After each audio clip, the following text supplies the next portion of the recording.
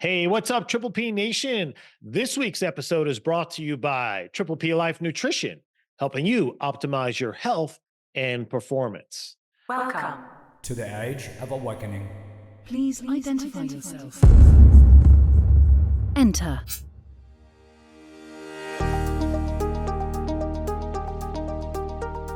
Hey, Triple P Nation, are you ready for another episode of the Triple P Life Podcast? Where, of course, we're going to explore the tools, tactics, and strategies to help you achieve personal and business mastery. So therefore, if you're new to the show and you don't know, the mission of this podcast is to help you, entrepreneurs and professionals, learn how to grow in the four key areas of life, which is mentally, physically, spiritually, and financially. And this week, we're going to definitely be talking about mindset. We're going to be talking a little spirituality here. And ultimately, those two things, when in alignment, is going to help uplevel your financial situation. Because when the mission is achieved, you're going to start living your best life, which we call your Triple P life. I'm your host, Dr. Jay LaGuardia, and your Triple P life is all about empowering your dreams, igniting your passion, and accelerating your prosperity. Thanks again for joining me this week. Thanks for all our long-term listeners. 5 years we've been going on this, so excited to have you each and every week. Feel very blessed that you take time out of your busy week to join us. And of course, all our new listeners, we're very grateful for you as well, too. If you haven't done so, reach out to me, Dr. J, at Triple P Life. Send me your comments, your questions, your emails. What do you want to learn about? What you like, what you don't like. I don't care. I got broad shoulders, see? I can take it. If you don't like stuff we're doing, just tell me. I may change, probably not. But either way, I do want to know. Leave your comments below. As you know, we're now on YouTube. Excited. People are loving the tube, loving the channel. Go over there and subscribe to our channel. Hit like and get notified when the next episodes are going to be dropping. You know that each episode we start with our feature of the week called our Success Snacks. And this one is about a 25-year-old lesson on success that I have learned. And this is a kind of a quick, simple message for you today. But what this really is about what do the most successful people on the planet all have in common? Take a second, think about that. Okay, you ready for the secret? It's called they're intentional or intentionality. I know you're thinking, wait, Jay, seriously? Intentionality? That's the best you can come up with? Guys, I'm totally serious about this. I've experienced it in my life. People that I've coached and worked with, successful entrepreneurs that I partner with, that I observed, all successful people are intentional in everything they do. And a few examples of that are they're intentional about who they surround themselves with. Because I find successful people are very protective about their environment.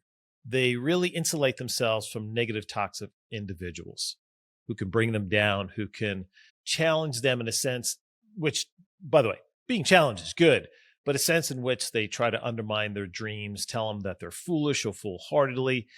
Yeah, those kinds of people. You know who I'm talking about. They make sure they surround themselves with people who are successful, who are doing the things that you want to do, that are already doing it well. So whether you want to be successful in business and learn how to scale your business, who's doing it? Go hang out with those people. It could be someone who has an incredible relationship. Find out what they do. Maybe they're masters at communication. Learn from them and learn from their skill sets. So think about it. Who you surround yourself is a part of being intentional. Another way is their routines. I find successful people are very precise with their routines. They don't get caught up in behaviors that throws them off their track, that gets them distracted from pursuing their highest goals. Intentional people are also, and maybe more importantly, they're all about investing in themselves. So let me ask you, when was the last time you bought a new book? Something that you can learn that would inspire you, that perhaps would teach you a new skill? When was the last time you attended a seminar, an event surrounded by high-achieving people that just get immersed in an experience like that? There's no way you don't come out of that a better human being. When was the last time you listened to a really good podcast? Hopefully this falls in that category. There's so many resources out there. For me, investing in myself is roughly about 10% of my earnings each year. Attending seminars, learning new skills, hiring coaches, whatever it might be. The ROI, guys, minimum for me that I have found is 10 to 1. So for every dollar I invest in myself, in buying programs and books and courses and coaching, it's at least 10 to 1. However, the real number for me has been 20 to 1. Someday I'll break that down for you. So be intentional about what you're doing, the time you're spending, and what are you investing in. Because everything you do will determine whether you're successful or not. So be intentional in your behaviors, because success doesn't happen by accident. You got to be diligent in finding the right routines, people, and mentors to help you reach the success that you desire. So I'm going to kick it over to you. What area of your life do you need to become more intentional in? Take a second, think about it, write it down, and then take action. Okay, the topic for this week was inspired by a podcast that I was listening to about expectations. We all experience expectations. We have them all the times. When you chose to download this episode and hit the play button, you have a level of expectation that the content I'm going to deliver to you is going to be valuable enough to spend your time with me here today. So it is my absolute desire, hope, and wish that that's the case. But I'm not going to wish.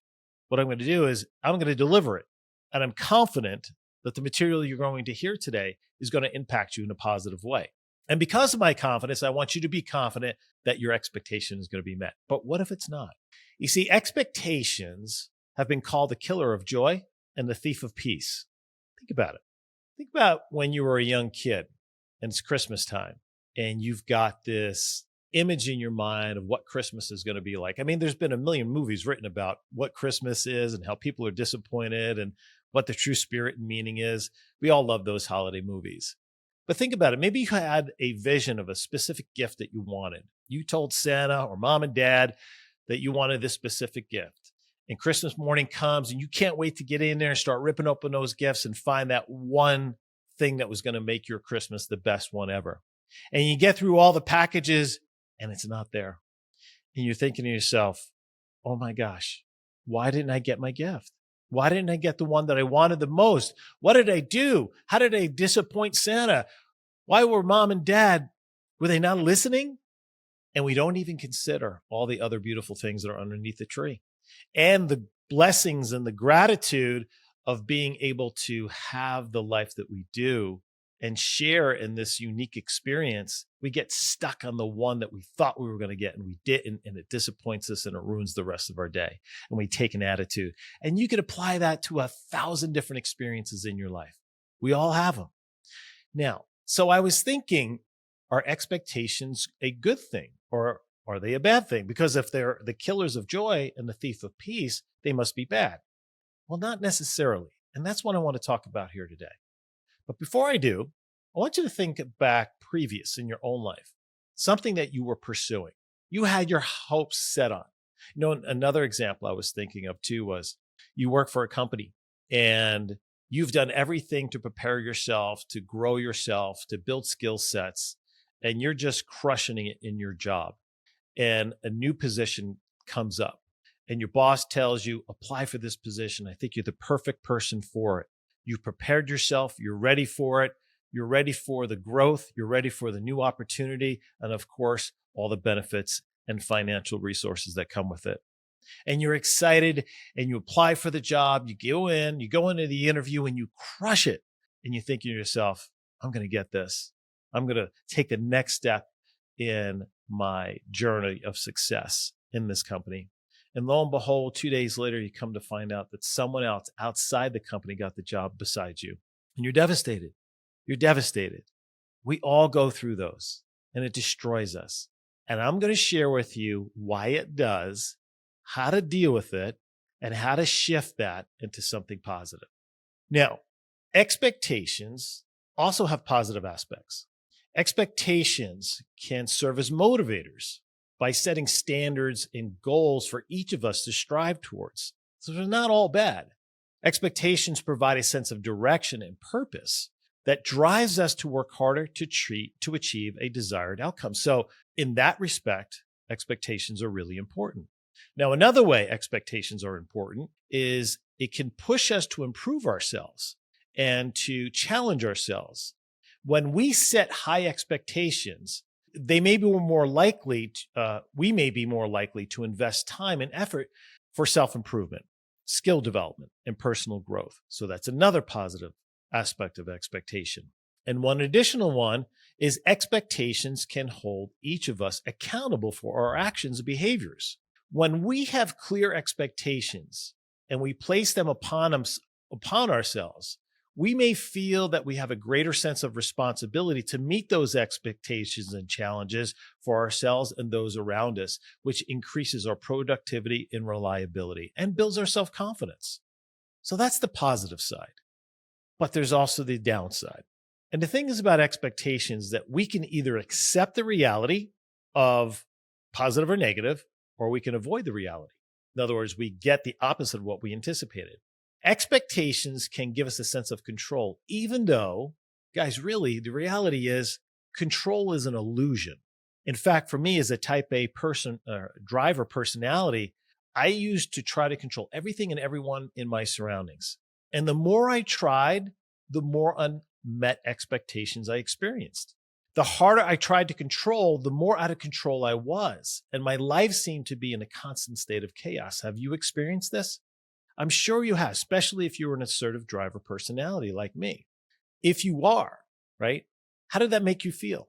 And if you're not, did you feel frustrated, or have you felt frustrated? Did you feel disappointed, angry, to the point where you probably felt like giving up, which is exactly what you need to do. But if you're like me, you're not wired to do that, right? You're not wired to give up. That's not in your DNA. It's not the way you're made. So it becomes a never-ending merry-go-round of silliness, and it just keeps perpetuating itself. So here's the thing about unmet expectations. They reveal our conditions. Let me repeat that. Unmet expectations reveal our conditions. And our conditions are nothing more than the excuses we make up to justify what we avoid doing and what we know we need to do. So we feel let down, which brings us to the negative aspects of expectations. Unmet expectations can lead to feelings of disappointment and frustration and stress. And when reality fails to align with our expectations, it can result in us feeling a sense of failure, a level of inadequacy, or disillusionment, which is absolutely going to have a negative impact on our mental well-being. Another aspect of negative expectations is it's conflicting, right, between individuals or groups that can lead to interpersonal conflict and resentment. When expectations are not communicated effectively or they're unrealistic, it can strain relationships and lead to misunderstandings or disagreements. And I would argue this is the number one reason why we have conflict in our most important relationships, because of our self-perceived unmet expectations. Self-perceived, what do you mean, Jay? We get these expectations in our mind about what our spouse or partner should be doing to, make our life better, or how they should be showing up, how they should be treating us. We don't communicate to it. We just assume they should know that. And when it's not met, we get angry, we get frustrated, and it starts this whole downward cycle that really undermines a long-term successful relationship. Be aware of that. Watch yourself. Watch for those trends.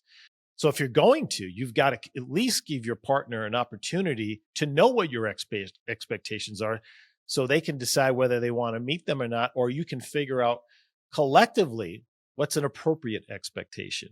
And then there's a third negative expectation, and that's the excessive or unrealistic expectations that can hinder personal growth and limit your own potential. You see, when we set unattainable goals and place way too much pressure on them, it can lead to burnout and self-doubt, fear of failure, and ultimately it impedes our progress to growth. So an example of that would be is, I want to make $1 million this year and I want to have it by tomorrow. Okay, it's feasible, possible, not likely. So that's a unrealistic expectation. Now, the thing about the negative aspect of expectations is how it impacts our happiness, because unmet expectations significantly affect how we feel, our joy, our happiness, our future ambitions. And when we consistently experience disappointment due to unmet expectations, they may become demotivating And then we lose confidence in our abilities. And then we develop a sense of hopelessness about achieving our goals. And of course, this is going to lead to a decline in ambition. And we become reluctant to set new expectations or pursue future endeavors. So here's what I've learned through the years about unmet expectations. You see, in most cases, it's not just the disappointment that our expectations weren't met, but rather it's our lack of understanding of why our expectations didn't become reality. You see, asking why is a normal thing to do, and asking why is natural. Asking why is being a human being. All living things can experience pain, but only human beings can suffer. And what I mean is every other animal knows pain, but human beings are the only living creature that can experience pain and seek to know and understand why. Why is this happening to me? And why did this turn out the way that it did? This was not supposed to happen or go the way it did. This is uniquely a human suffering. So remember, asking why is normal and human, but needing to know why is just another attempt to cling to and try to control the situation, to avoid trusting in the outcome, because trust is not trust if I always need to understand. For me, I could handle the disappointment of unmet expectations when I understood the why. An example would be why didn't I get a good grade on that test? In this case, if I'm really honest with myself, I know I didn't put in enough time and reps and study and learn the material. So in this case, the why is pretty easy to understand. But what if I started a new business and I did everything I knew was right to make that business successful, but yet it failed? Not knowing why it failed is devastating. Why? Because I don't know how to fix it. Again, which is a form of control. The thing is, guys, we just want to feel like we're in control and in the driver's seat, and that we're in control of our environment and our outcomes. And you know what? For some things you may be, but for many things in this life, we're just not. And this is a very difficult concept for us to accept and process. And the reason it's so hard is because it requires us to have faith. As I mentioned, so much in life we have no control of. Maybe you're thinking to yourself, really? I have control of my environment, my thoughts, blah, blah, blah. Yeah, no question. You have control of your thoughts, your actions, behaviors, but not everything outside ourselves we have control of. What if I was driving down the highway, and this happened to me, and it's a 2-lane highway, and all of a sudden the tractor trailer to the left of me or to the right of me blows a tire or blows a cap, and it comes up and it crashes and hits the windshield. Fortunately, we didn't get in an accident, but I've seen it happen. Lose control, roll the vehicle. God forbid, who knows what happens. Or someone close to you dies unexpectedly. You can't control that. Or your company lays you off because the CFO was embezzling money and the company just had to go bankrupt. Or here's another one for you. I may get censored for this. A lab in China does gain-of-function research and a virus escapes, causing worldwide epidemic, shutting down the world and your business. So as you can see, there's so much we don't have control over. So the reality is, Triple P Nation, we are not in control of so many things, but we don't like to admit it because it makes us feel uneasy, makes us feel stressed. So let me share with you how to keep yourself sane and how to be free of the need to be in control. And the answer comes down to this one simple 5-letter word. And I said it before, and that word is faith. Again, for me, faith means a belief in something bigger than myself. I believe there is a greater good, a greater force working for me, not against me, even though sometimes it may seem to the contrary. I call this God. You may not. It's okay. You can call it what you want or call it nothing. But what I've realized is I'm so grateful I have God in my life. You see, it's much easier to going through life knowing and believing the big guy is on your side, even if we don't know why sometimes. If we don't know why things happen not as we planned them. I believe when things turn out differently than I planned, that I have faith that there is a bigger play here and that may be beyond my current comprehension, but ultimately is the right thing at the right time for the right reason. And it will eventually reveal itself to me or not. And I'm okay with that too. And as a result of accepting this truth, my truth is my need to control things has diminished significantly. Everyone around you, particularly my wife, will tell you that. I don't always need to know the why anymore. And that is emotionally freeing and has greatly reduced my disappointment, anxiety, and stress from trying to control everything and everyone around me. And I invite you to try this. Admittedly, it's going to require you to have faith, and I know that, but I promise you, you will not be disappointed. And you just might find a greater sense of purpose and a deeper sense of connection that is so much more gratifying, way beyond anything you've ever experienced before. Now, it's interesting. I was asking myself this question: is it better to have expectations or not? And there's really not a straightforward answer because it depends on a variety of factors. Some could be your personality, your circumstances, your goals, your ambitions, your environment, so many things. So let me give you 5 things to consider about expectations. Number 1 is I want you to balance your expectations.